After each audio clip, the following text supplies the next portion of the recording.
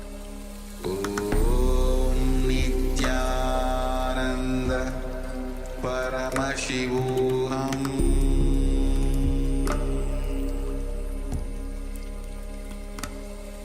Om Nithyananda Paramashivoham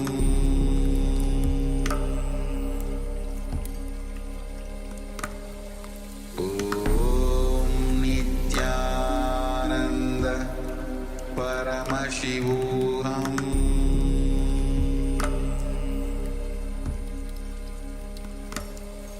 Om Nithyananda Paramashivoham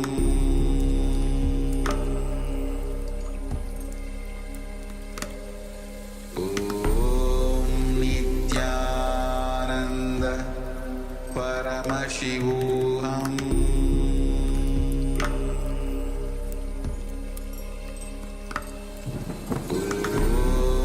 Nithyananda Paramashivoham Om Nithyananda Paramashivoham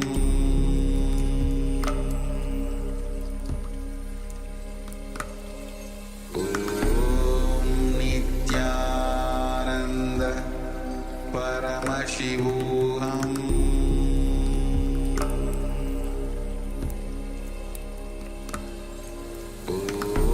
Om Nithyananda Paramashivoham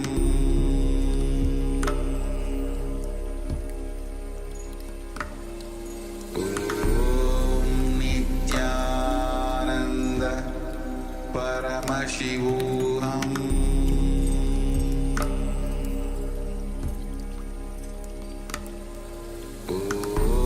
Om Nithyananda Paramashivoham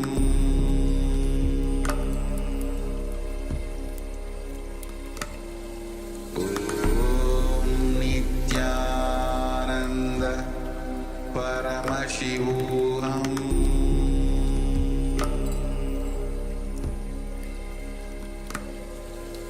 Om Nithyananda Paramashivoham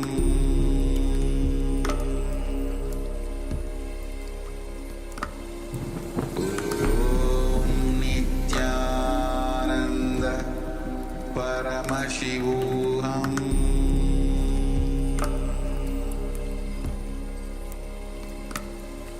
Om Nithyananda Paramashivoham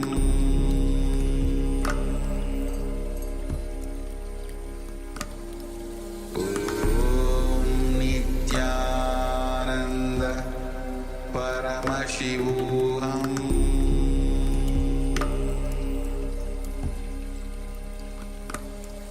Om Nithyananda Paramashivoham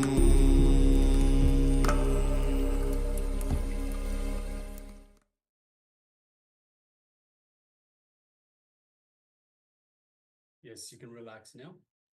So now take a moment and share with us what was revealed to you in your third eye. So where was the object hidden, and what is the object? So let us know the details of the object and the place where we hid the object. Yes, so share whatever you have received through your third eye in the Zoom chat or on WhatsApp, on YouTube or Facebook. Let us know any details that you have received.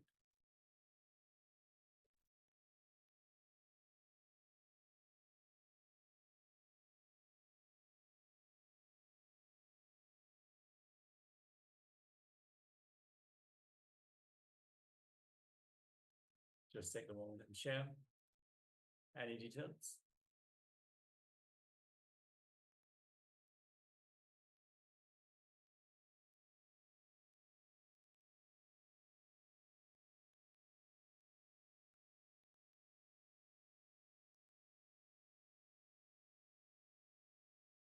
Yes, we have hidden an object. So let us know, where is the object located? What are the circumstances? How is it hidden? And what is the object? Go ahead and share the details.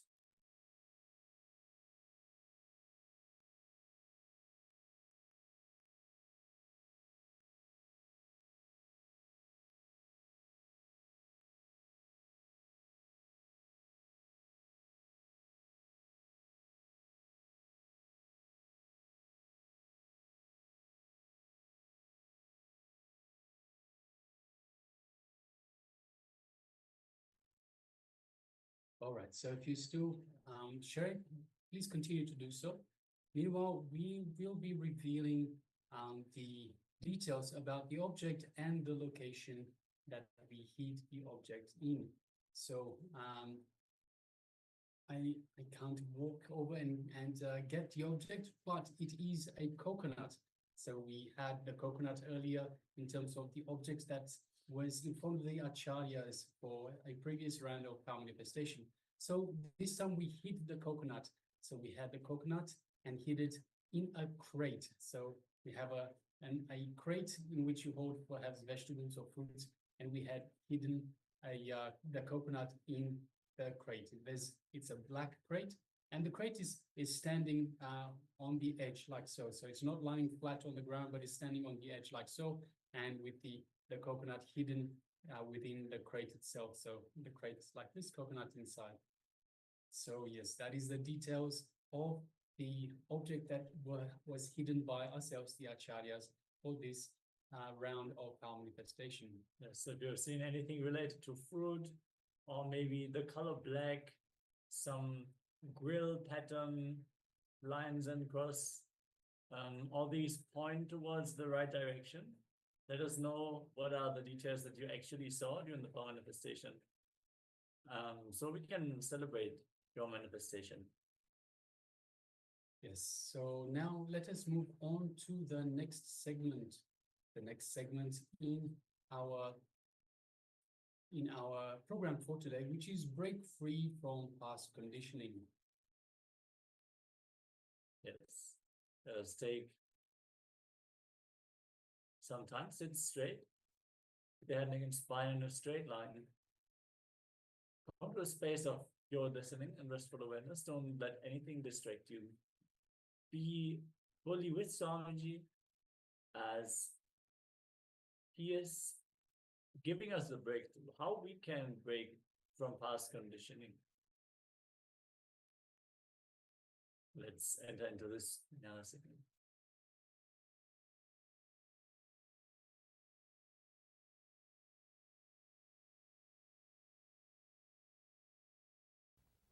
I'll read the sutra. Viparyayo mitya jnananam atatrupa pratishtam. Viparyayo mitya jnananam atatrupa pratishtam. Let me give this sutra for the sake of recording. If you don't understand the English, it's okay. I'll give the translation. Interpreting based on past conditioning leads to misconception or wrong understanding. Let me repeat the translation. Interpreting based on past conditioning leads to misconception or wrong understanding.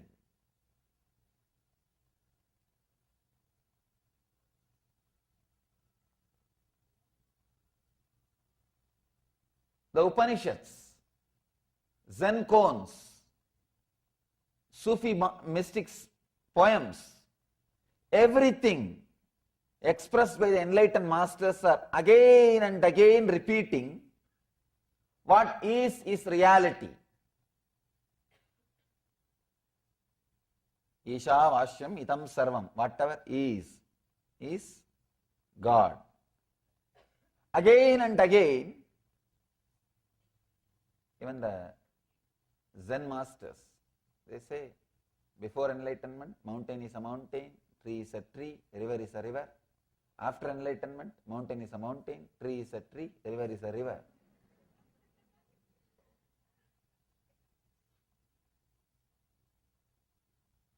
what the hell are we doing? Sorry, no, what the heaven are we doing? Working for enlightenment.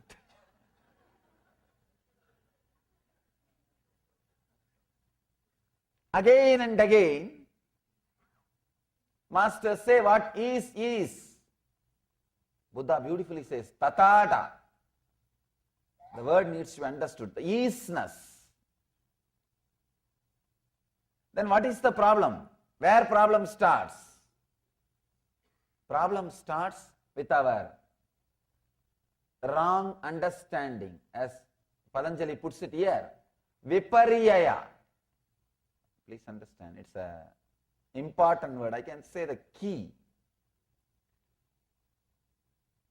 Just today morning, the press meet, one of our journalists asked me, Swamiji, how do you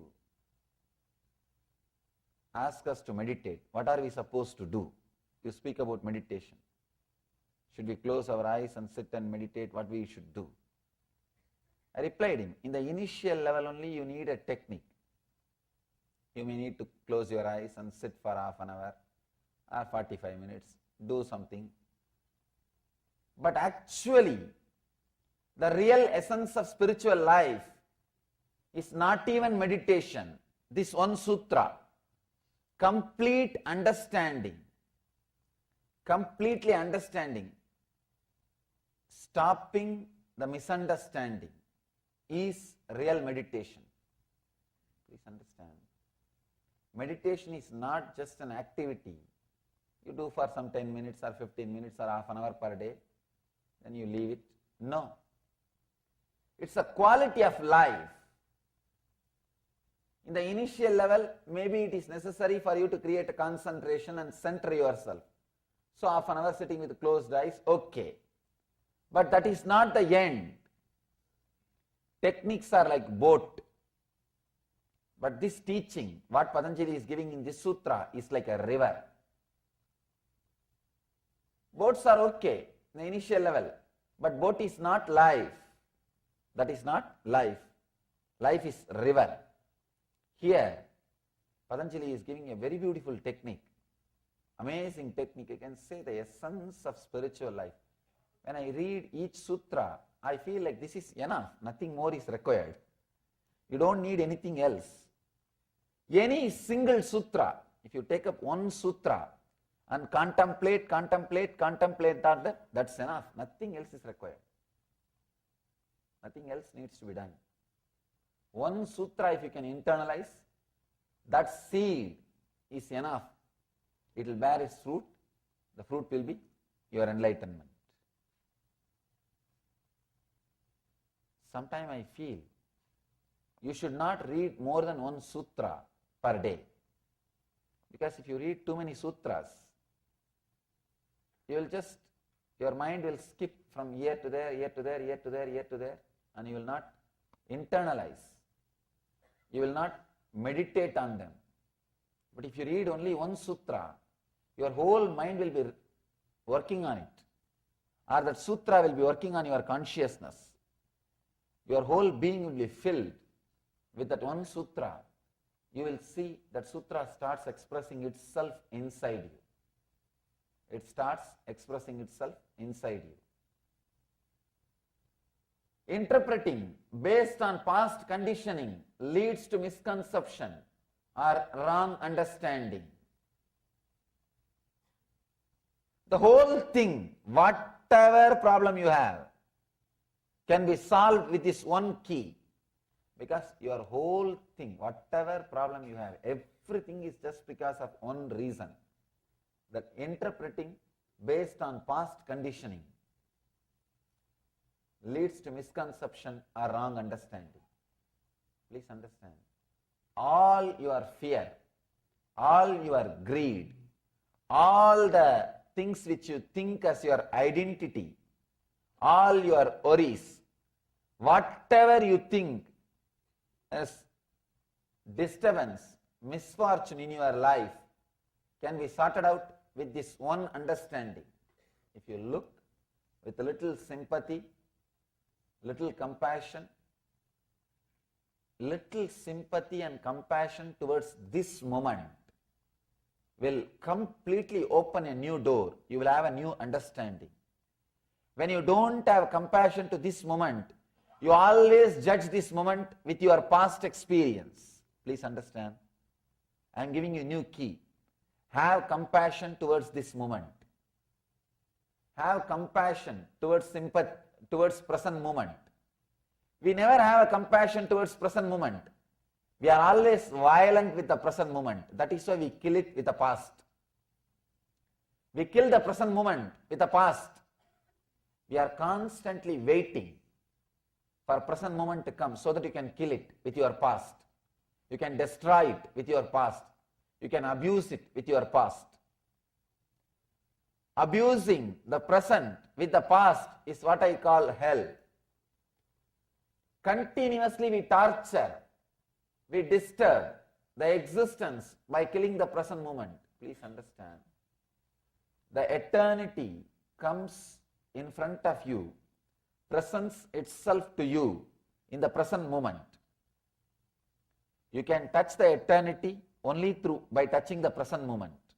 You can see very clearly, you can't touch the past, you can't touch the future. You can touch the eternity only by touching the present moment. The present moment is the only way you can connect with the eternity. But when you don't connect with the present moment, if you are constantly torturing it with your past, you are creating misconception, wrong understanding. Sometimes we are strongly stuck with the wrong understanding, with the wrong concepts. That is why Patanjali gives a very beautiful, actually just before the sutra, he has given wonderful concept. I wanted you to know that sutra also. You will understand this 8th sutra, if you know the 7th sutra. Actually both of them are in a way interconnected. He says, he describes about knowledge, pratyaksha, anumana, agama. These three are right knowledge. In the 8th sutra, he speaks about wrong knowledge. In the 7th sutra, he speaks about right knowledge. Both are interconnected. That's why I wanted you to understand the 7th sutra also. If you understand the 7th aphorism, 7th sutra, you will understand the 8th sutra in much better way. In the 8th sutra, he says what should not be done. The 7th sutra, he says what should be done. What should be done. Please understand. He says, pratyaksha anumana agama pramanani, means perception through senses, conclusion arrived at through that cognition, and the words of an enlightened master are the three ways to gain correct knowledge. That are the three things which gives you the right knowledge. The 8th sutra, he says about the wrong knowledge. Wrong knowledge means interpreting based on past conditioning leads to misconception or wrong understanding. For example, if you are hurt in the past by somebody who is wearing a white dress, whenever you see a man with white dress, you will always have that fear, that sankata, means discomfort. You will always carry that. That man and this man is no way related. They are no way connected. No way, even know each other. But you carry that. You pass a judgment. You carry your past. With that past, you try to constantly judge the present. With the past conditioning, when you try to judge, that leads to misconception. Please understand. That leads to misconception. The judgments we are passing about a particular race, the judgments we are passing about a particular religion, the judgment we are passing about particular state, the prejudice, bias we carry, all are related to this wrong knowledge. We have our own prejudice about particular race. Many times people come and tell me, especially when they come to India and see, Swamiji, we thought whole India will be always meditating. We don't see here like that. They think that whole Indians will be always constantly sitting with the closed eyes, silently, politely and meditating. The other day I read an article. Yoga became very popular in Mumbai because Madonna practiced it. Really.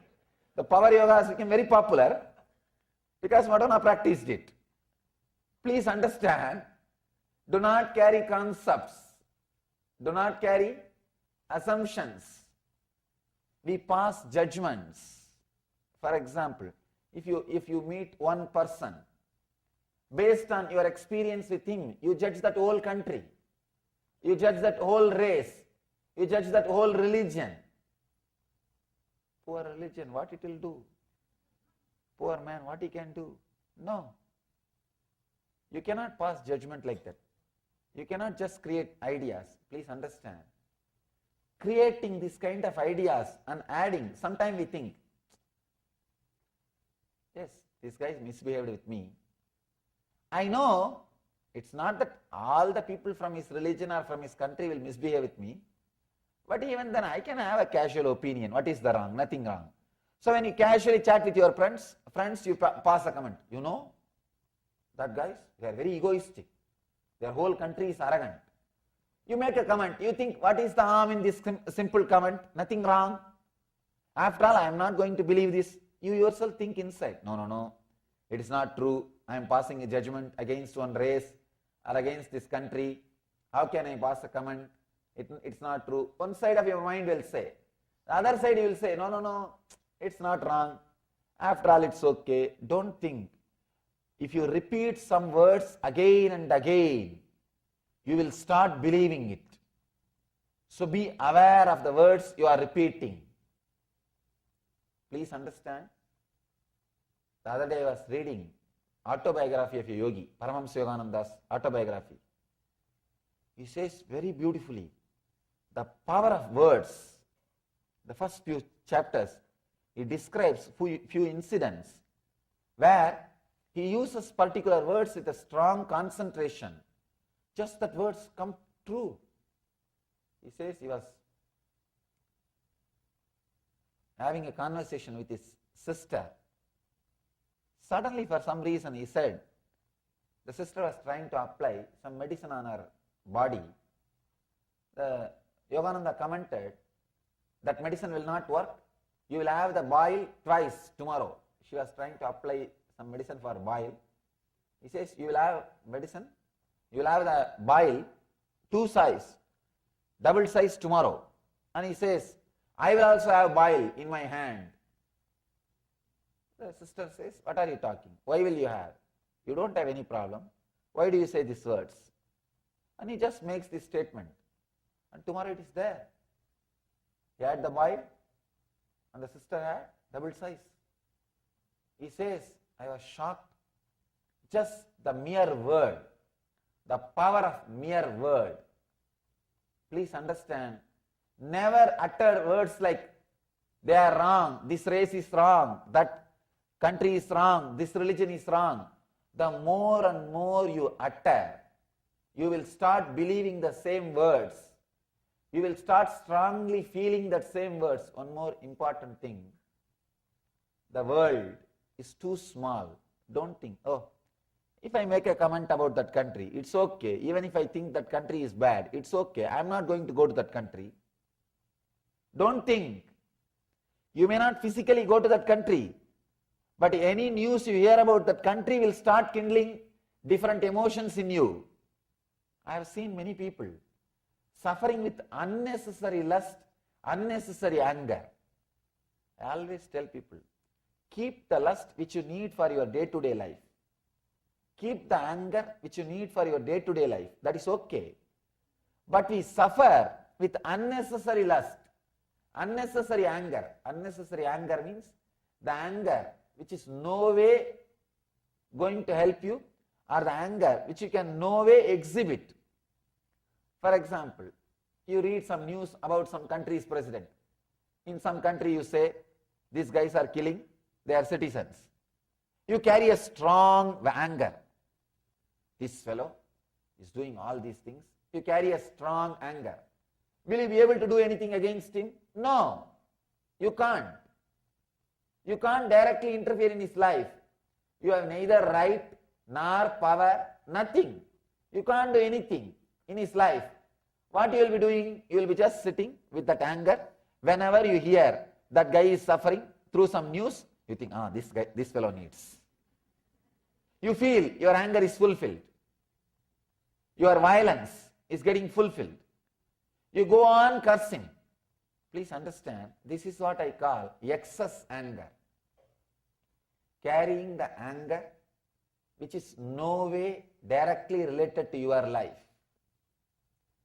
You have so many opinions, so many ideas, so many concepts you carry, and you suffer joy or pain based on the concepts.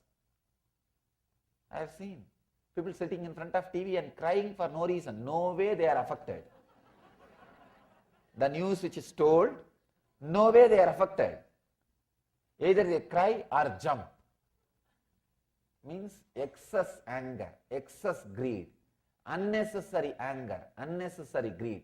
All these things are based on this wrong knowledge. What Patanjali says, the wrong knowledge. Interpretations, interpreting based on past conditioning leads to misconception.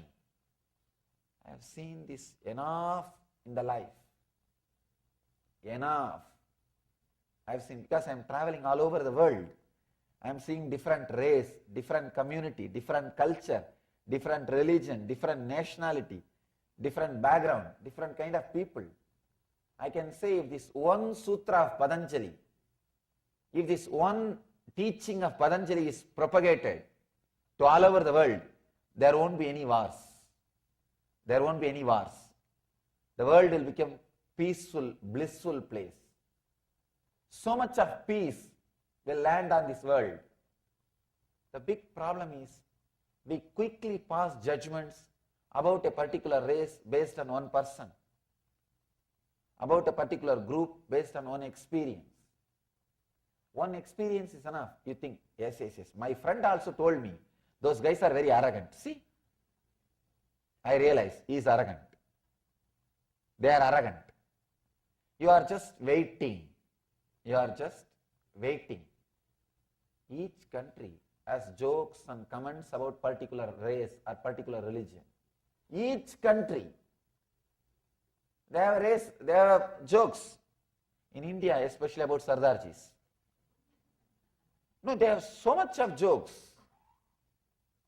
And to tell you honestly, in my experience, they are the most devoted, spiritual and intelligent people. So deeply devoted, so deeply committed, giving nature. I wandered length and breadth of India, I tell you. I wandered length and breadth of India. I have seen so much that giving nature. The big problem is you pass comments easily. You pass comments easily. Not only that, after 2-3 times if you pass the comment, you start believing it. You start internalizing it. We need to understand an important truth. We are not that intelligent not to believe the lies which we are promoting.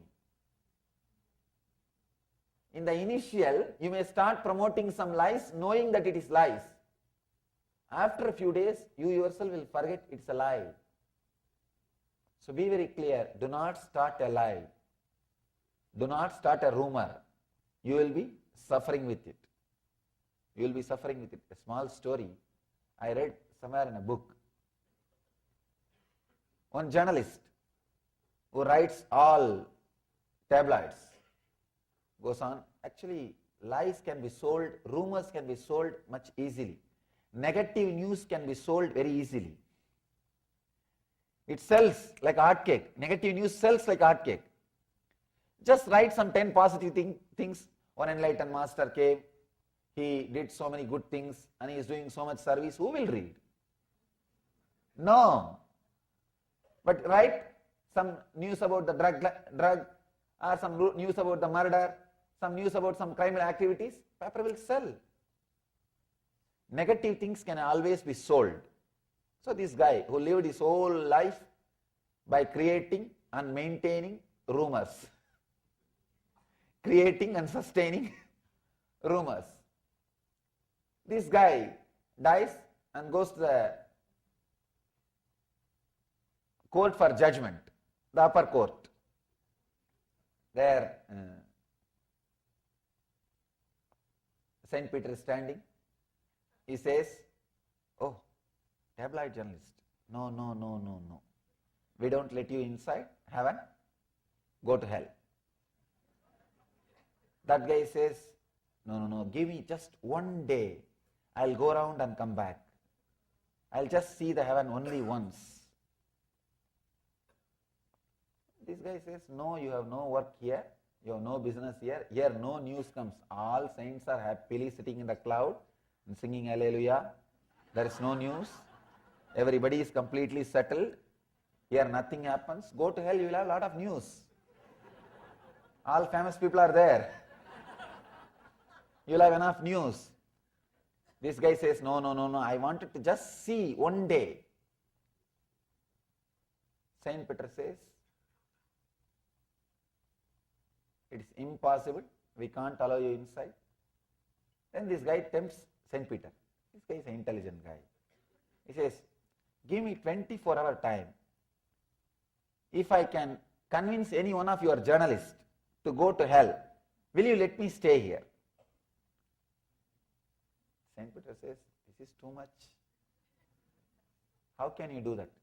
He says, "That and all you don't ask. If I can convince any one of your journalists to go to hell, will you let me stay here?" He says, "All right, I can try. Okay, deal. Come inside." This guy goes. They had only 10 journalists because nothing much happens. God comes and sits in the court in the morning and judgments are given. Evening he goes back. Nothing much is happening. All the saints are there enjoying. What is there? The same routine. And this guy, they have only 10 journalists. This guy goes to the heaven, goes round. By the end of the day, evening, he comes back to the pearly gates.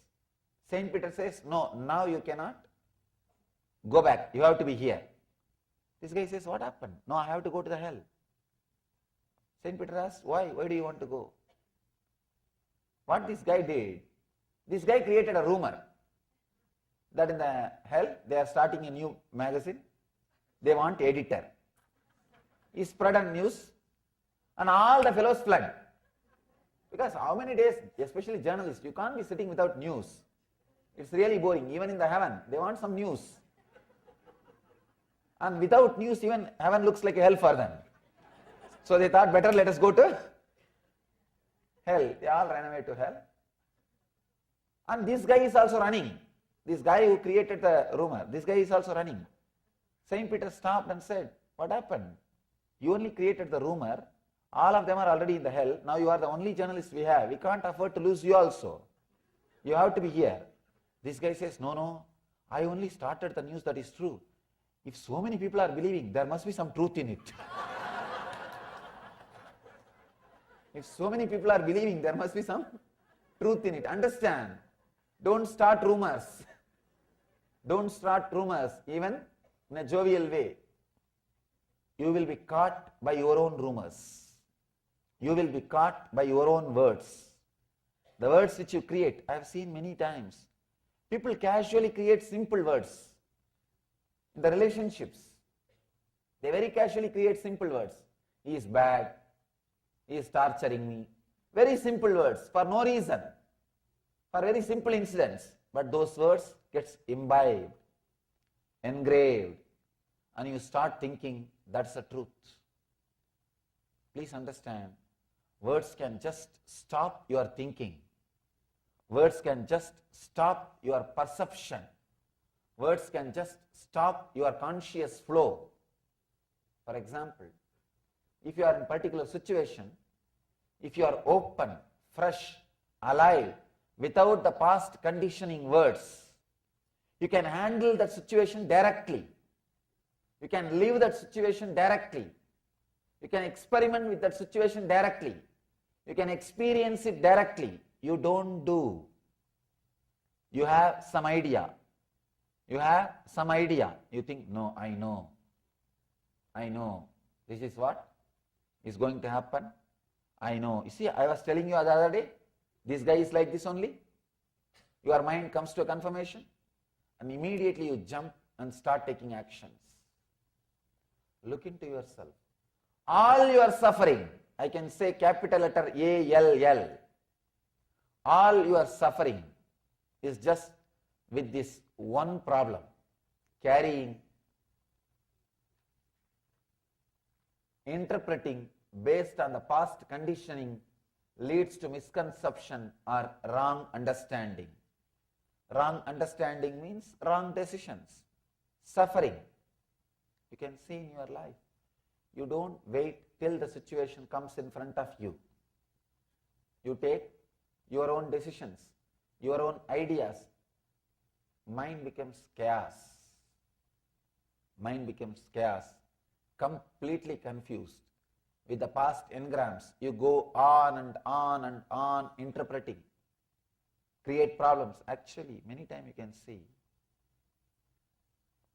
By the time you create a whole problem in your imagination and be ready with all the weapons to attack the other person, he comes, when he starts talking to you, suddenly you realize, oh God, there is no problem at all.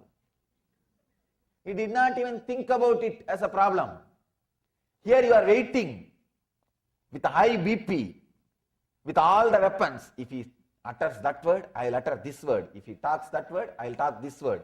If he says that word, I will say this word. If he brings up that argument, I will bring this argument. You are ready with all the arguments, weapons. That guy makes the whole thing simple. Suddenly you feel empty. But now you feel, what is this? How can this be? I prepared so much. All this preparation has become waste. You start the fight. Because you don't want to feel that you wasted so much time preparing for the fight. You can see this many times in your life. With your spouse you can see. You can see by the time she or he comes back from the office, you are ready with all your arguments. Sometimes you even start taking notes on the refrigerator. There will be white paper and these guys take all the notes not to miss the points. You are ready with all the arguments. But when the other person comes back, he doesn't even remember the whole fight. Doesn't even remember the subject. But what to do now? It is too much for you. You cannot leave what you prepared. Now whatever you prepared, you have to express it. You start.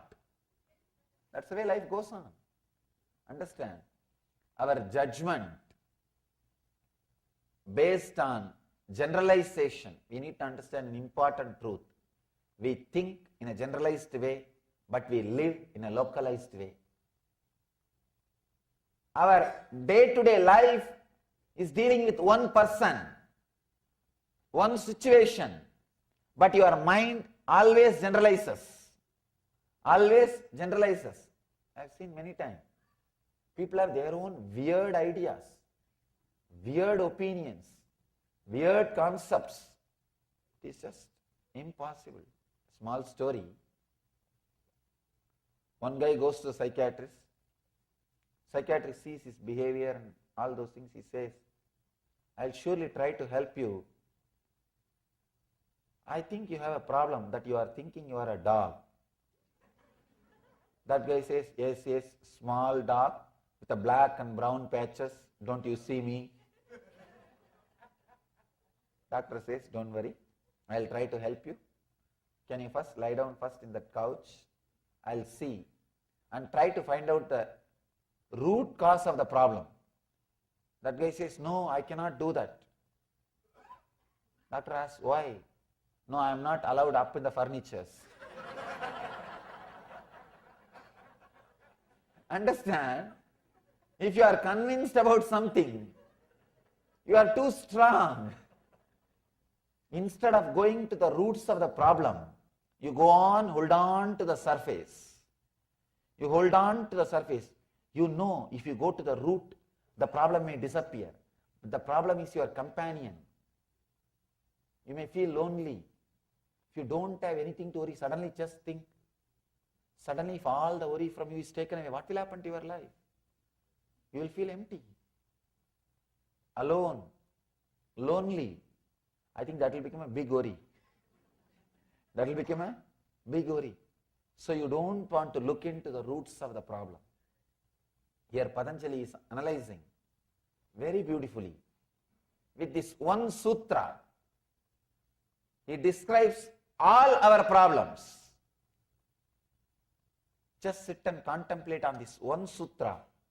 This one sutra can lead you to enlightenment. Nothing else is required. Nothing else is required. This one sutra can lead you to enlightenment. One incident, really it happened. It happened. One of my brahmachari is trained in all our traditional puja and all the other spiritual practices. One program, they invited him for to conduct a spiritual program in India.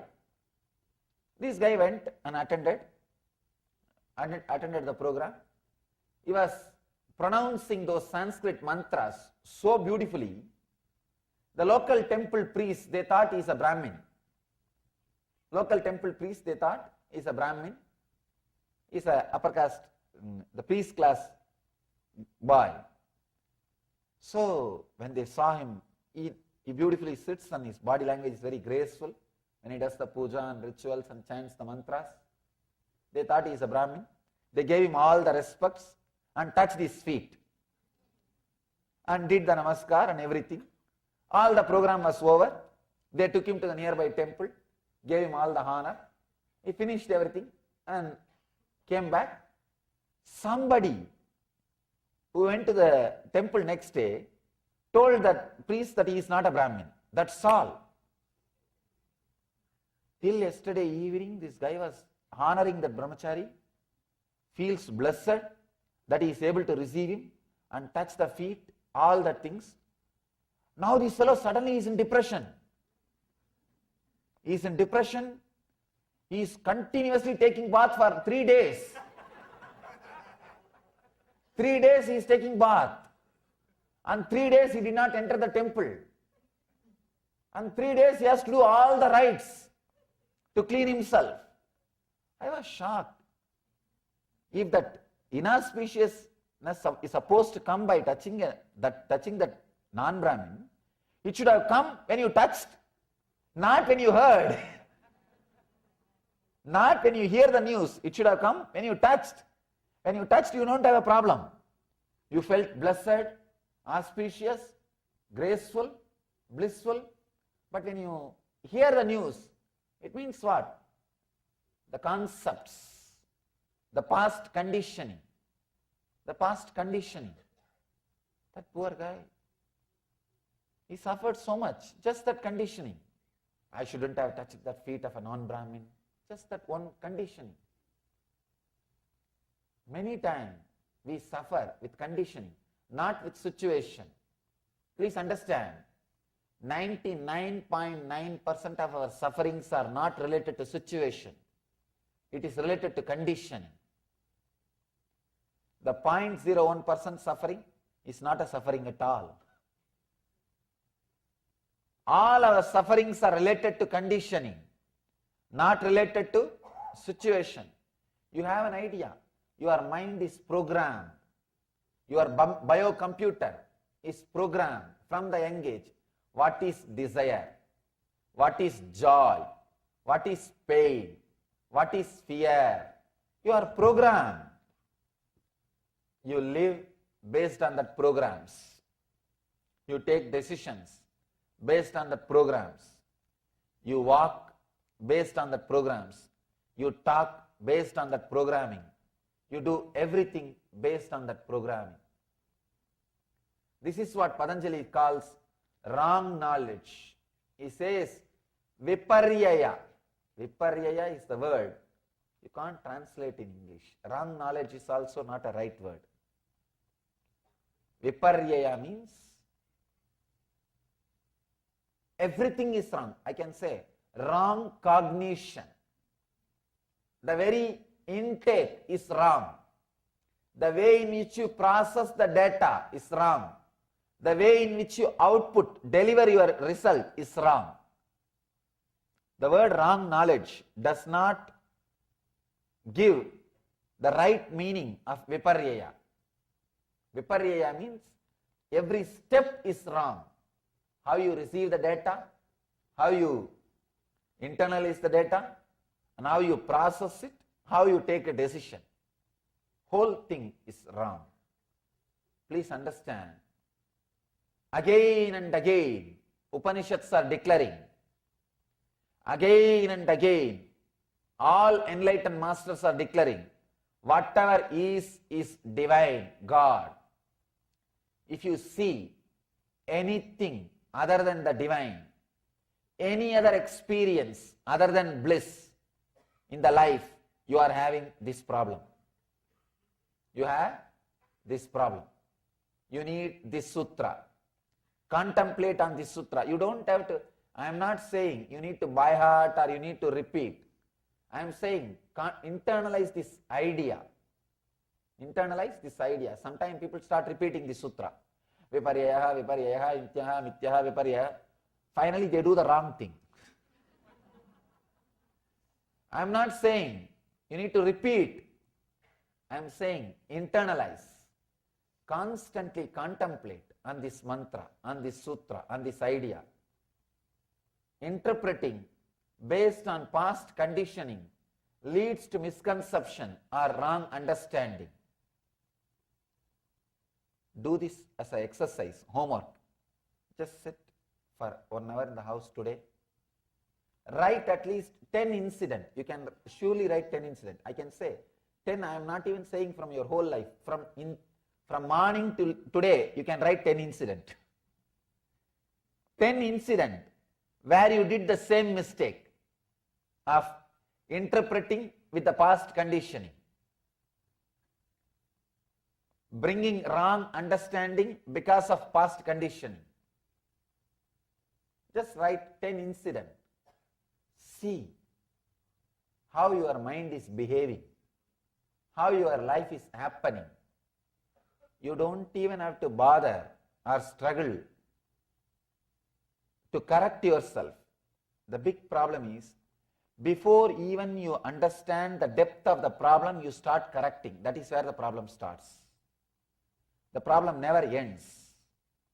Just understand the depth of the problem, that's enough. Suddenly you will see the transformation. Depth of the problem. Just today, sit, work for half an hour or 1 hour. Write 10 incidents where you came to the wrong conclusion by the past, because of the past conditioning, and understood when you looked into the whole thing with a restful awareness.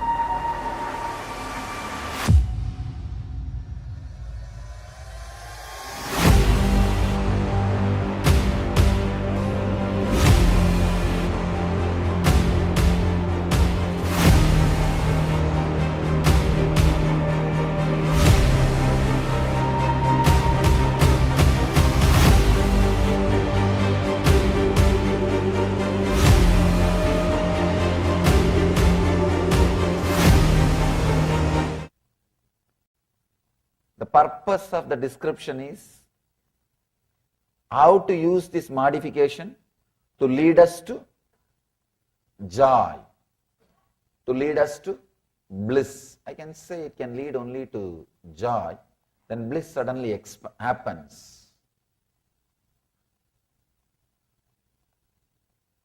Is beautifully guiding us step by step. First, he described right knowledge. Second, wrong knowledge. Third, the beautiful vigalpa, imagination. Now fourth, he is talking about sleep. Step by step, he is leading us. The right knowledge, then wrong knowledge, then imagination. Deeper than imagination, there is something. That is what is sleep. This is also a modification which can lead to pain or anguish, pain or joy. Sleep. If you understand the word sleep in an ordinary way, what you understand as sleep, we can ask, how can that lead to pain? Sleep always leads only to peace. How can that lead to pain? So, sleep word should not be understood as we understand in a very normal way. Let's see what Patanjali has to say about sleep. Let us understand what Patanjali has about sleep. Abhava pratyaya lambana vrittir nidraha. Abhava pratyaya alambana vriddhi nidraha.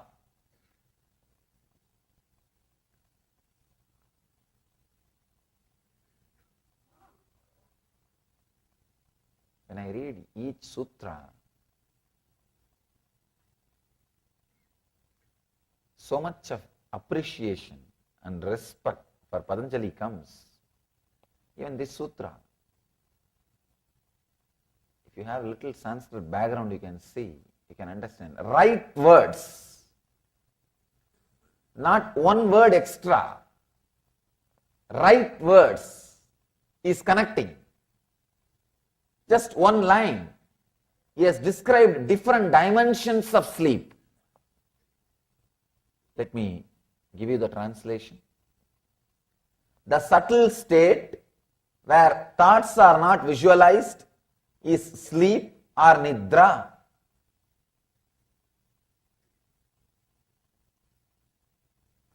Abhava pratyaya alambana vriddhi nidraha.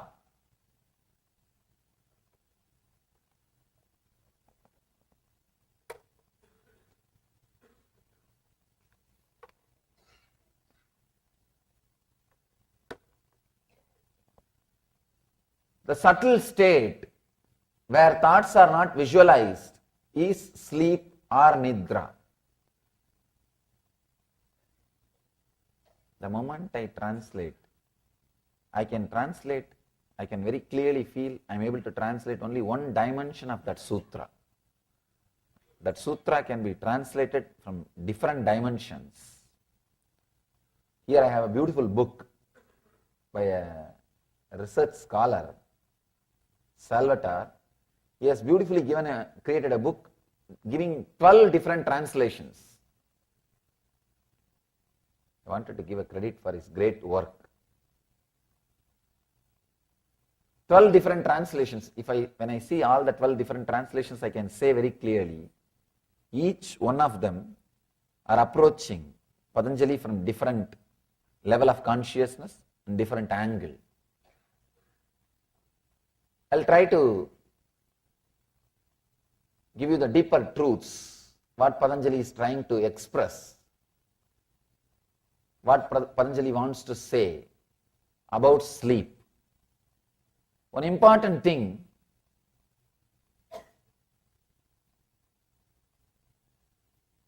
there is no beings which does not spend its time, part of its life in sleep First thing, you can be without right knowledge, without wrong knowledge, without imagination, but you can never be without sleep. You may be able to avoid those three, but you can never avoid sleep. It's almost like you are breathing. Almost like you are breathing. It's your life. 1/3 of your life is spent in sleeping. If you understand the Patanjali's views about sleeping and ability to use that knowledge in your day-to-day life, I can say the whole quality of your life can be transformed. Every single sutra is a complete technique by itself. That is why I have to give so much of introduction to every single sutra. If you are coming every day, you can understand at least 10 minutes I spent in introducing Patanjali and every single sutra. Because every single sutra is a complete technique by itself. I can say every single sutra can create one religion. It has created. There are some religions which work only on sleep. One sect of Buddhism, they don't teach you anything else except the ideas, concepts about sleep. They help you to work on sleep, that's all.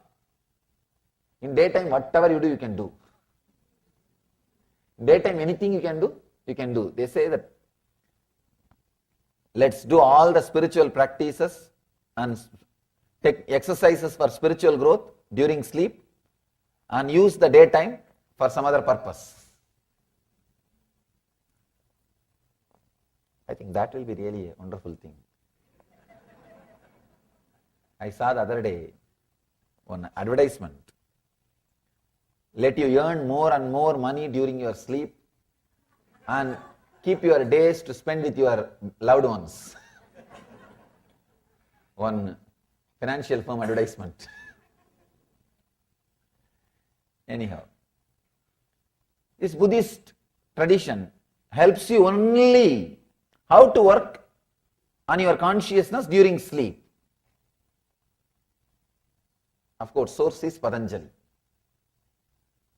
You can imagine how great that Chidambaram would have been. Chidambaram is a place where he was born, lived and taught, ran his university, was having a great traditional university, and still his community which he created is called Dikshidars. He is the founder of that community. Still that community is alive. Still they don't take initiation from anybody. Patanjali is Guru. Patanjali is Guru. So still his words are repeated, remembered. I can say some 1,000 families are there. And one important thing I want all of you to know, still that community, none of them cross the border of the town. You will be shocked. It is just 10-kilometer area. They take birth, they live, they marry, they give birth to kids, they die inside that city, inside that town. They don't move out of the town. They have a strong commitment to Patanjali and Nataraja. Nataraja is a Shiva. Shiva is the master of Patanjali. Patanjali became enlightened through the Shiva's darshan. Still, that community has committed itself for this knowledge. Whoever comes to their place, they teach, they share this knowledge, they make this knowledge available, they run the temple, and they have taken the vow, they will not cross the city. Sometimes I feel surprised. Even in this age, can you imagine? The education is available to them. Everything is available to them. But they have decided no. We will spend our life, dedication, sacrifice. I can say it is their sacrifice kept this knowledge alive, unpolluted for us. There are so many scriptures which suffered interpolations, but I can assure, guarantee, this book is pure because this community took care. I remember them with all my love and respects for their great service to the sutras. They are called Chidambaram Dikshitars. Still that community is there. They maintain this scripture. They preserve. It's because of them we have this knowledge. They have dedicated their life. It's unimaginable, not moving out of one city from birth till death. And there are so many things to see in the world. Even the youngsters, this generation, I have met many of them. I ask them sometime, don't you feel like going outside, or your elders are stopping you? They said, no, we decided to dedicate. Our elders are not saying, they say, if you want to go, you can go. No problem. There are very few, I can say 0.1% went out for some purpose. They also go out to run some temples there, that's all. Here and there, if Nataraja temples are built, they go outside and run the temples. I asked them, why don't you guys feel like going out? They say, no. They call Nataraja as Ambalavanar. Means the Lord of that Chidambaram, Lord of the stage. No, he is enough for us. They feel he is the father of the whole community. And father is here, where else to go? There's such a strong feeling connection, commitment. It is they who preserve this whole knowledge. Not a single extra word.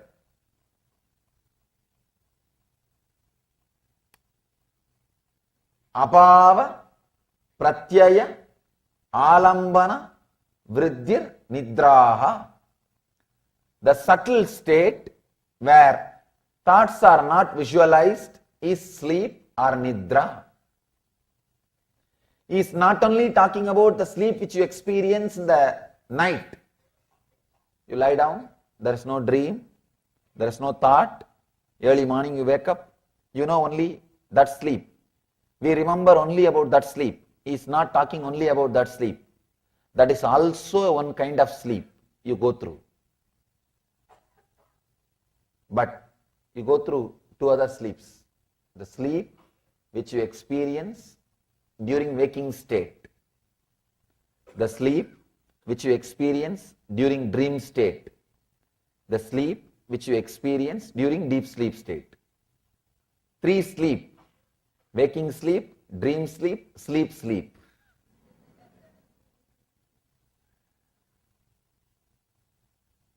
Waking time also we experience sleep. You can see many times. You would have started the car, driven to office, half an hour drive.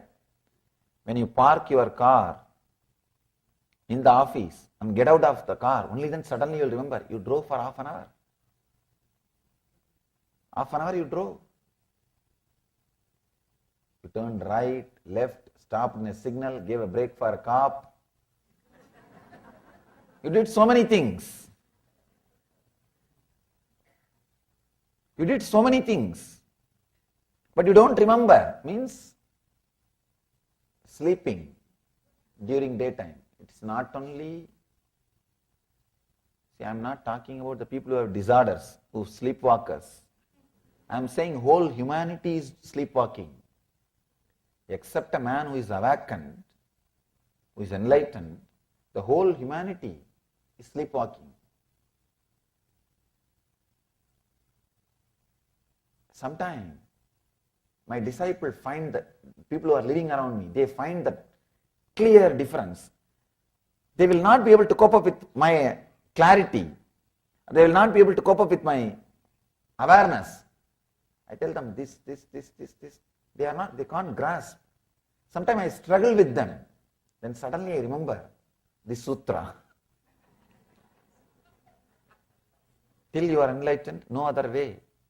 You will have part of your waking state sleeping. You will have part of your waking state sleeping. No other way. absent-mindedness is one side effect or byproduct of this, what Patanjali calls as nidra. Being absent-minded. Please understand. Not being alive in the state in which you are is what I call sleep. Not being available or not being alive in the state which you are. Otherwise, all problems you face, you have solution. There is no problem which can't be solved. Please understand. I am very clear when I say this. I really mean this. There is no problem which can't be solved. All problems can be completely solved. The only one thing, you need to be available. You need to be available there. All problems are created when you are not available. When you are not available, you mess up the whole thing. It's absent-mindedness.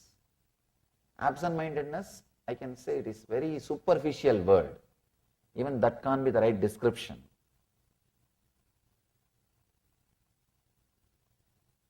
You are there, but you are not there. You are there, but you are not there. Many times you can see, especially when you are watching TV, when you are reading a book, suddenly, for a few minutes, gap. Suddenly, few minutes gap. It's as if the pause has happened. As if a pause has happened. And you, at least with the book, you wake up and you can go back. That is why still no media is able to outdate books. See, no media is able to outdate books. So many medias have come where you need only less effort to learn. Lesser effort than reading a book. TV, so many medias have come. But book, you can't outdate a book because people always, they know in between they will have a rest. They will have pause.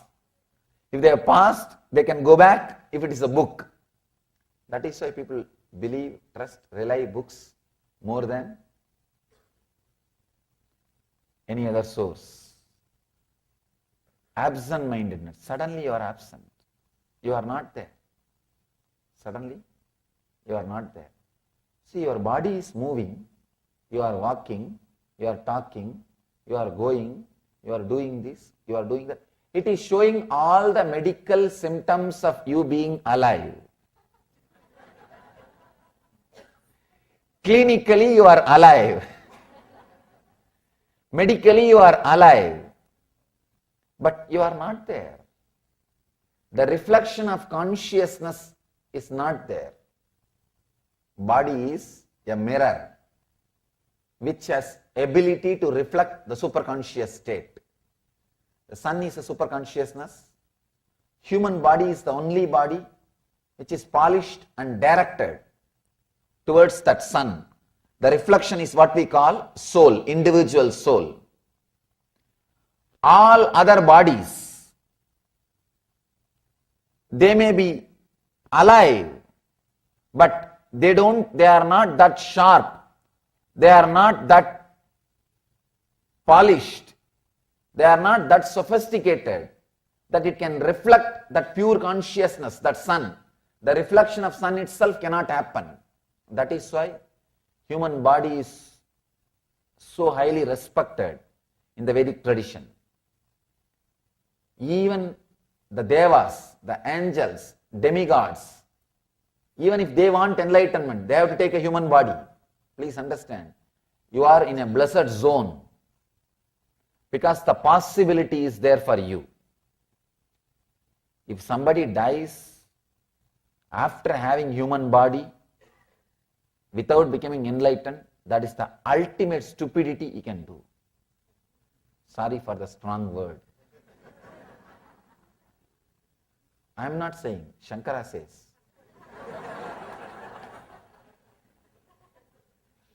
Shankara is saying, Manushyatva, Mumukshutva, Mahapurusha Samsaya. Viveka Chudamani. Sorry, I'm using too many Sanskrit words. I'll translate. Sometimes I always think that I should not use more Sanskrit words. But without the Sanskrit words, that original words, the much juice is lost. Sometimes I feel if I have translated only one dimension, at least if I utter the Sanskrit word, people who knows the Sanskrit, let them understand from other dimensions also. That is actually, if I just speak in English without giving that original words, I may not express all the dimensions expressed by that word. So if I utter the word at least for the sake of record, next generation who are listening, they may understand in a deeper dimensions which I did not express verbally. That's the reason I never miss or I never forget to add that original words also. Manushyatva means human body. He's not even saying human body, humanness. There's a big difference. He's not saying Manushya Sarira, Manushyatva, humanness. Mumukshutva, seeking beyond, seeking the truth, seeking the ultimate. Mahapurusha Samsaya means nearness of an enlightened one, nearness of a person who has achieved. After achieving all these three, please understand, all of you have all these three. That is why you are here. The moment, of course, Manushyatva, no doubt, you all, at least I don't have doubt. Mumukshutva, the moment you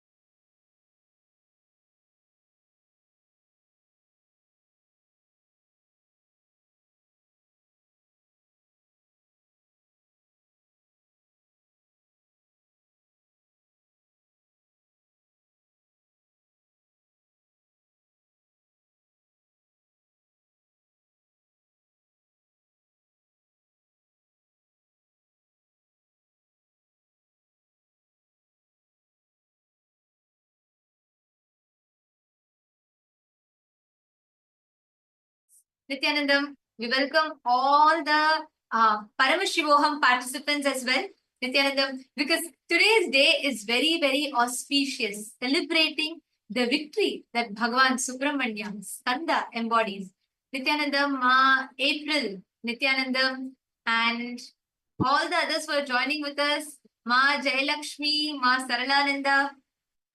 Let's all take a few minutes and we request all of you to reach out to all your friends, all your family members, invite them for today's darshan, because today, the day of Thaipusam is so powerful. Anybody that receives the darshan today will be showered, blessed with victory. All the people who receive the darshan today, all the Paramashivoham participants that are here with us, all the people who receive the Thaipusam darshan today, all those who receive the celebrations, who are receiving the blessings today, all of them will be showered with victory, which is what Bhagavan Subramanya, Skanda, he represents, Bhagavan Subramanya embodies.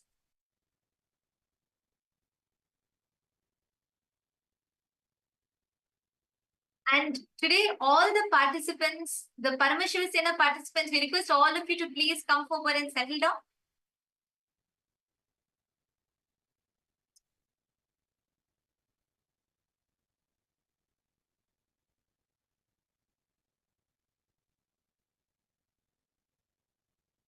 Yes, and today, this significance, see, the celebration of Thaipusam, it is on this day that Bhagavan Subramanya is blessed, Paramashiva Shakti, Parashakti, blesses Bhagavan Subramanya with the Vetri veil, Shakti veil, the divine spear. This divine happening is celebrated every year in the Hindu-Tamil month of Thai on the Pusam star and during the Paurnami. And this celebration is celebrated with all pomp and grandeur, all the Subramanya temples, all the temples, Hindu temples around the world.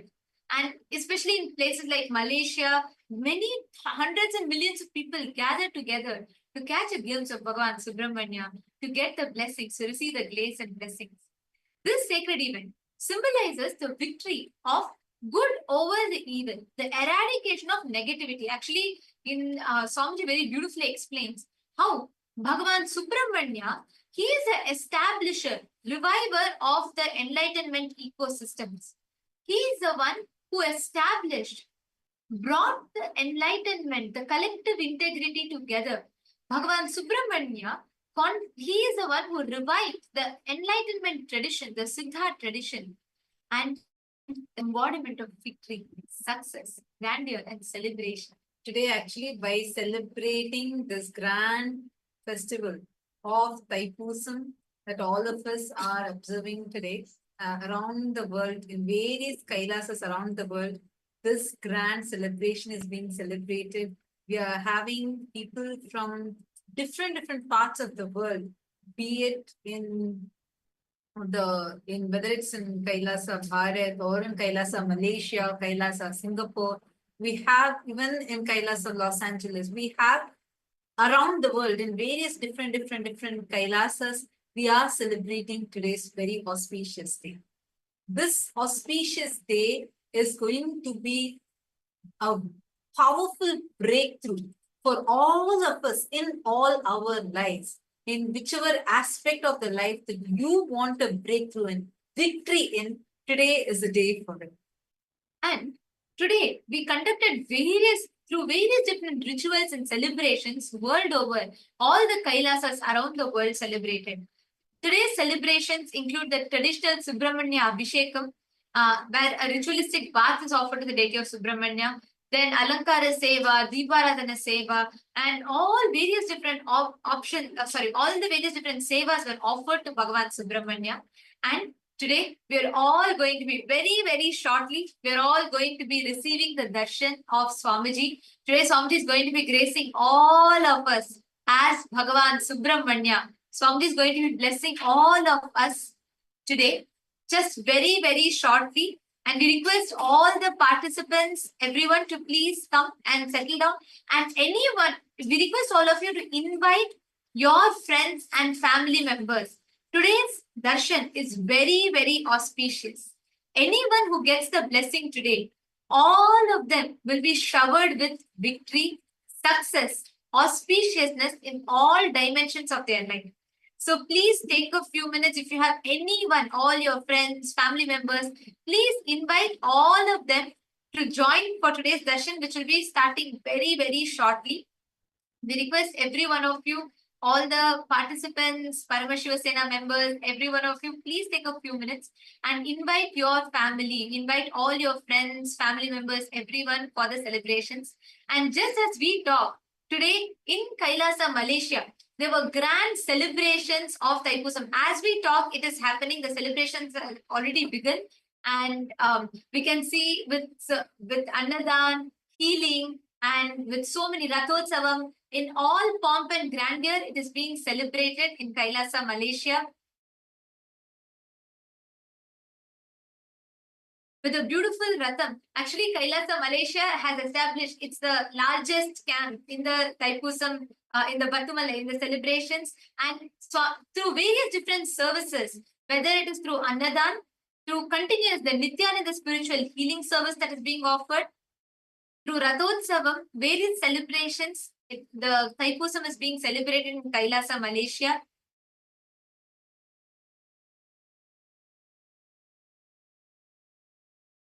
We all can see here, all the Kailasavasis, all the Kailasians in Malaysia have come together. And the Kailasa Hindu diaspora has come together in celebrating the Thaipusam. Actually, Thaipusam celebrations marks the revival of the various different sampradayas, the various ancient traditions which Bhagavan Subramanya himself revived, established, and which today Swamiji is reviving, re-establishing and gifting it back to the humanity. We can see this, this is actually the Rathotsavam celebrations, and we can see the devotees, all the Kailashins in Kailasa, Malaysia, all of them carrying the Palkudam, the sacred offering to Bhagavan Subramanya in the Bathumalai, and celebrating it with the Rathotsavam. And we can see all over the world like this, the celebrations are happening around the world, and we are having, we can see thousands of people gathered. This is actually Kailasa's Ratham that is carrying Swamiji, Subramanya, Valli, and Devasena. And this chariot is being, thousands are being blessed or gathered to catch a glimpse of this grand celebration. And we can see the traditional kavadi being carried by all the Kailashans in Kailasa, Malaysia. Just as we talk right now, the Rathotsavam, the grand celebrations are happening.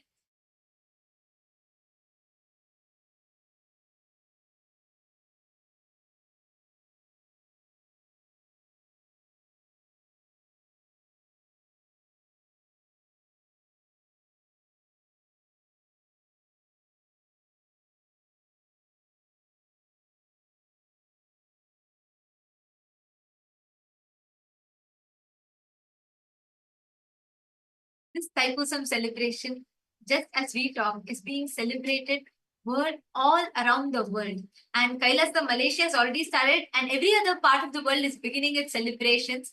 Today, in just a few minutes, we are all going to be receiving the darshan of the ultimate manifestation of Subramanya. As Swamiji says, Subramanya is the manifestation of the Adhomukha dimension of Paramashiva. See, Paramashiva has 5 phases, but Bhagavan Subramanya has 6th phase. The unmanifest of Paramashiva also manifesting is who is Bhagavan Subramanya. Today, this Thaipusam, this grand Thaipusam is being celebrated all around the world to celebrate this spear, the victorious Shakti Ved being given to Bhagavan Subramanya by Devi Parashakti herself. And this is actually very significant to all of us, especially as Hindus. The Hindu diaspora today, we are there around the world. Hindu diaspora spread all around the world. When the Hindu civilization was existing at its peak, when the most grandest way, we were spread around the world with 56 Hindu nations.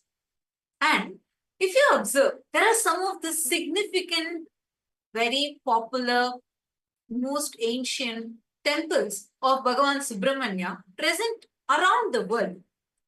And in many of these temples, if you observe, the main deity of this would actually be just the veil, the sacred divine spear, the weapon of Bhagavan Subramanya.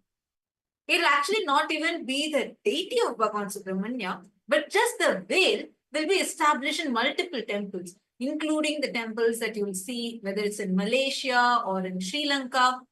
Now, why is it so? Understand, it is by establishing the veil, the Hindu civilization, especially the Tamil diaspora, spread around the world in the most powerful manner, creating the civilization, an enlightened ecosystem around the world. And with what our ancestors, including Rajendra Chola, started by establishing the civilizational nations around the world. Unfortunately, due to the course of years, due to various barbaric persecutions, the Holocaust that Hindus have been subject to, unfortunately, Hindus lost their very breath. Many of these civilizational nations got converted and lost from being to align to its original purpose, like basically lost its sovereignty. Swamiji beautifully says how temple is not just a building, it is an enlightenment ecosystem. It is the ecosystem that forms the temples. The temples is not just the buildings that are there, but the enlightenment ecosystem that is there around the world. Actually, Bhagavan Subramania's happening, like Swamiji beautifully explains, through the establishment of the Arupadai Veedam, the 6 different temples of Bhagavan Subramanian, he revived, he established his enlightenment ecosystems, this very ecosystems around the world, that revived, that spread various aspects of enlightenment, whether it is Siddha, the science of alchemy, all of this. And today it is this, and today it is these ecosystems that, if you see, the temples remain, but all these sciences that each of these ecosystems established are lost. What Bhagavan Subramanya had established, what our ancestors were maintaining, due to the persistent attacks, and most importantly, the extent of these attacks has gone to such a level where even Subramanya is separated from Hinduism. And now these enlightenment sciences that were established from time immemorial, we have clear documented records. And today, we have lost these sciences. But Swamiji, Supreme Pontiff of Hinduism, re-established, revived this ancient, enlightened, Sanatana Hindu civilizational nation, Kailasa. And that is why this Thaipusam is even more significant for all of us. How? By establishing the veil, by installing the veil, our ancestors spread and established the ancient enlightened civilizational nation around the world. Today, Bhagavan himself has come down, Subramanya himself, in this divine form, the divine manifestation, as our beloved Swamiji has re-established, revived the ancient enlightened Sanatana Hindu civilizational nation, Kailasa.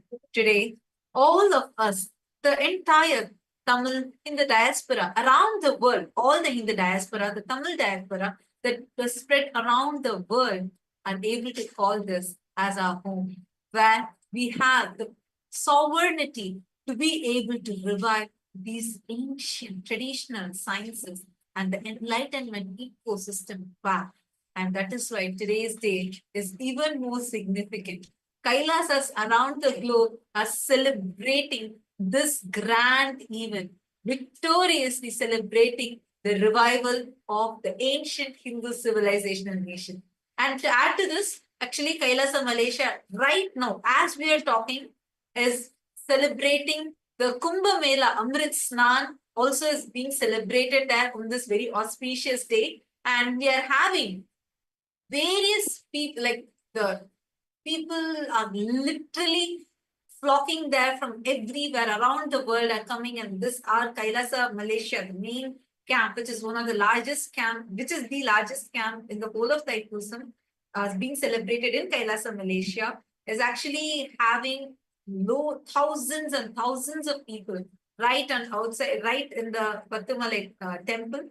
We are having millions of devotees who are coming there, visiting there, and enjoying the various gifts that are being showered through Kailasa, Malaysia.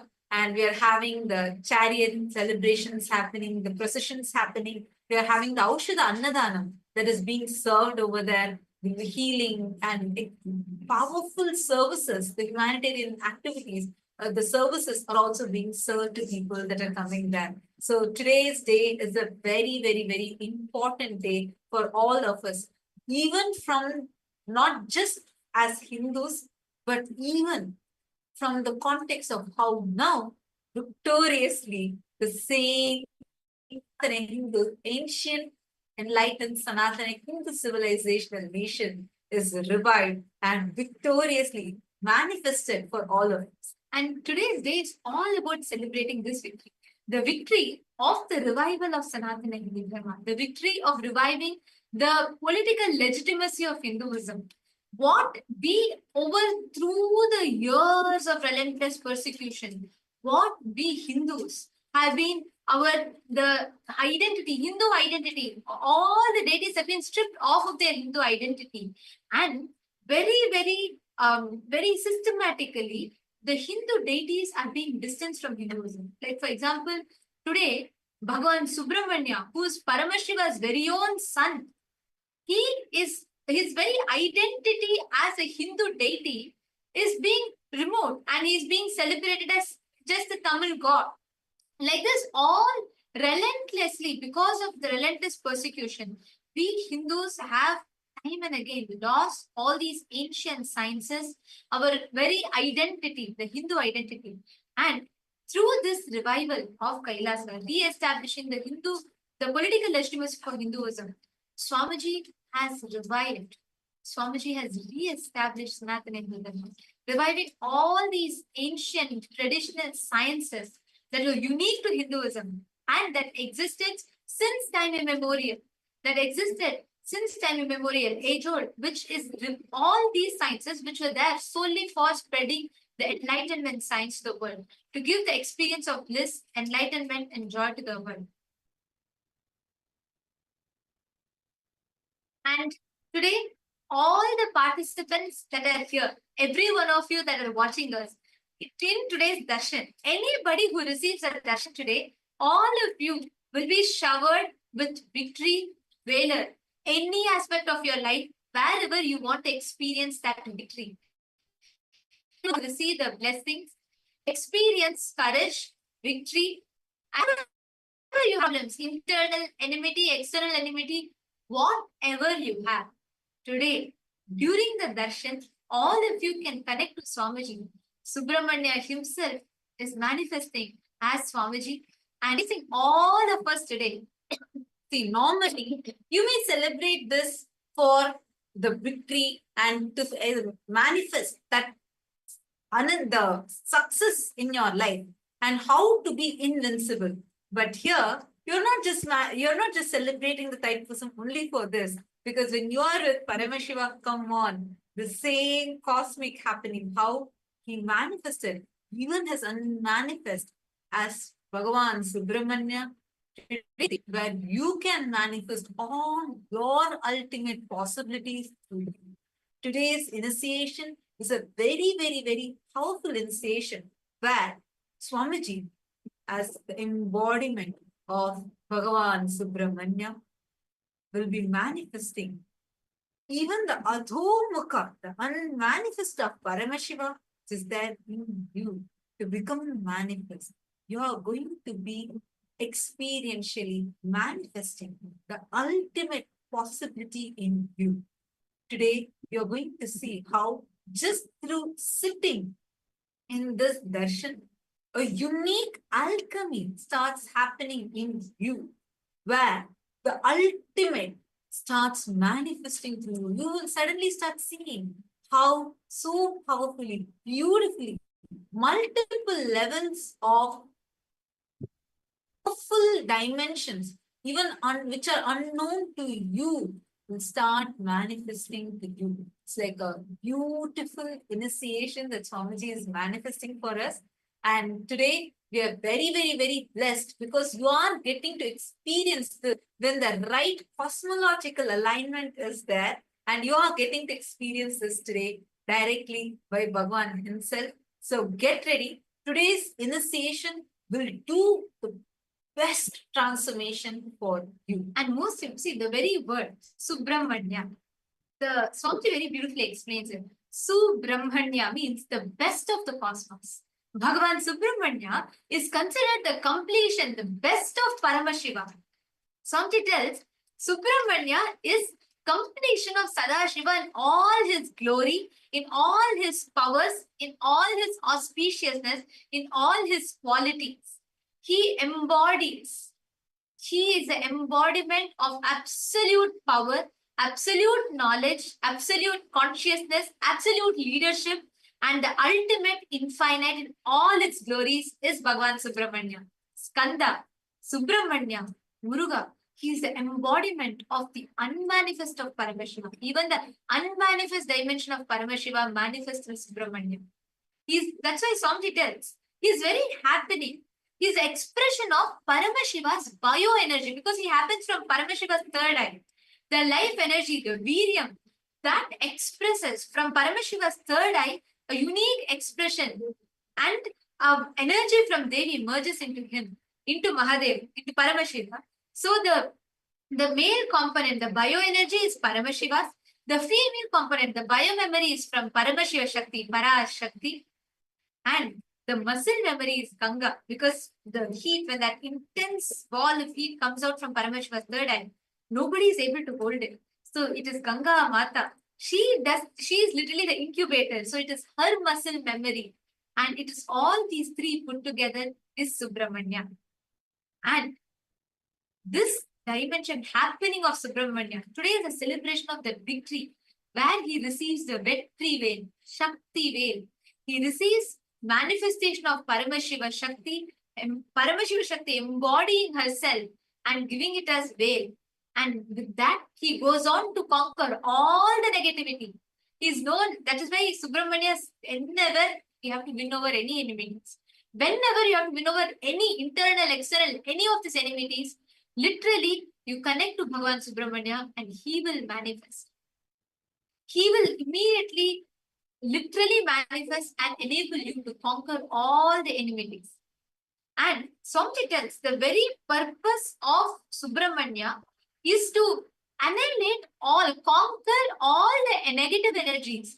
And Swamiji uses a very beautiful statement to describe. Swamiji says he does not destroy. He does the samhara, he conquers and brings those energy under his control to support or use all those energy to support his mission of reviving enlightenment. So Swamiji says Subramania's uniqueness is he does not just destroy the asuras. He adds all of them to embody his glory. That is why whether he kills the Surapadman and he adds it in his flag, or he makes the asura into his own vahana, he gives them moksha, liberation, and he transforms them to become part of his mission, his purpose, his happening on the planet Earth.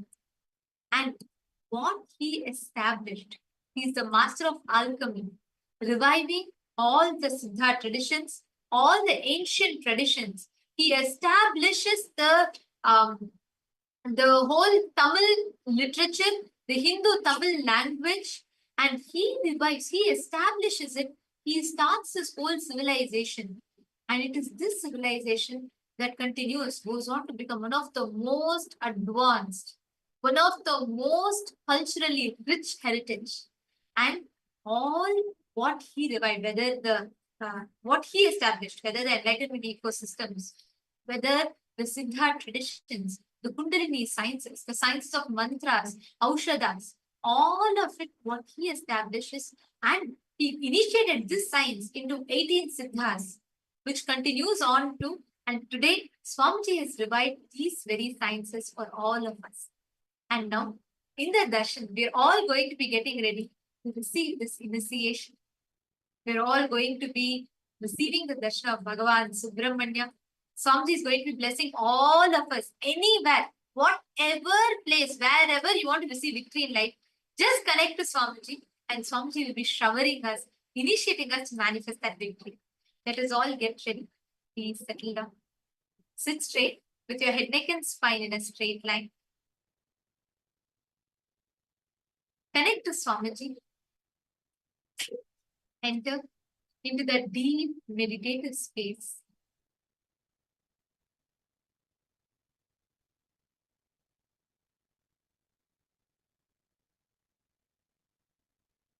Intensely chant the Mahamudra. Let us all get ready to receive the darshan.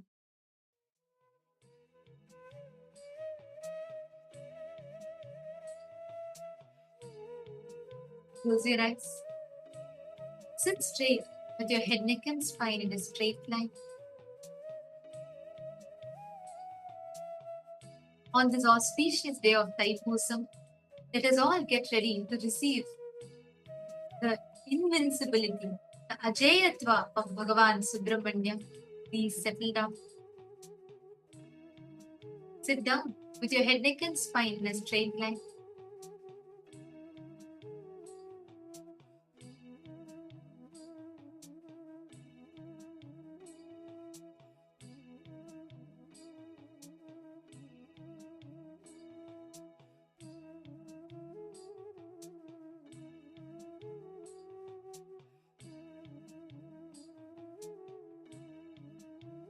Intensely connect to Swamiji.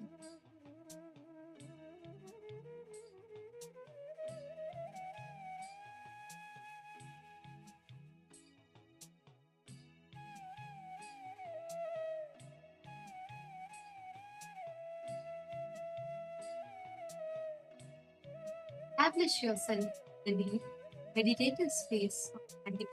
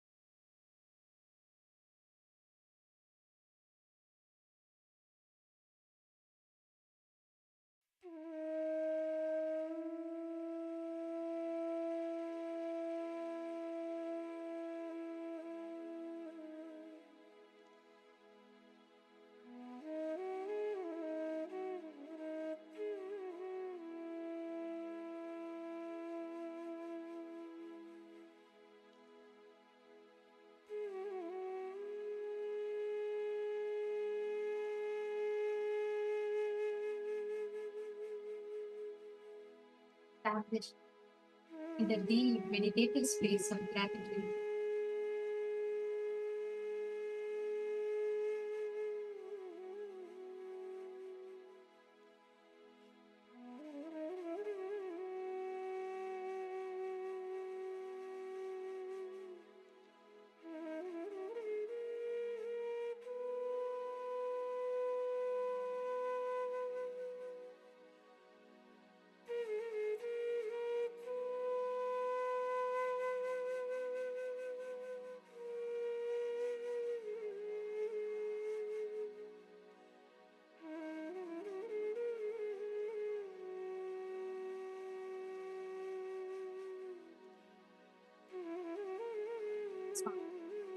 And all aspects of your life, wherever you seek for victory, courage, auspiciousness, wherever you seek to experience the valor, just with the blessings. Today, with this one initiation, just beholding the darshan of Bhagavan Subramanya in all aspects, in all dimensions of your life, you will receive, you will manifest this ultimate auspiciousness, victory. Today, on the very day that Subramanya receives a victory veil, Shakti veil from Paramashiva Shakti. Today, Subramanya himself has manifested for all of us as Swamiji, gracing us all, blessing us all, showering us to manifest that victory, that Ajayatva, that invincibility in our lives. Continue to sit straight with your head, neck and spine in a straight line.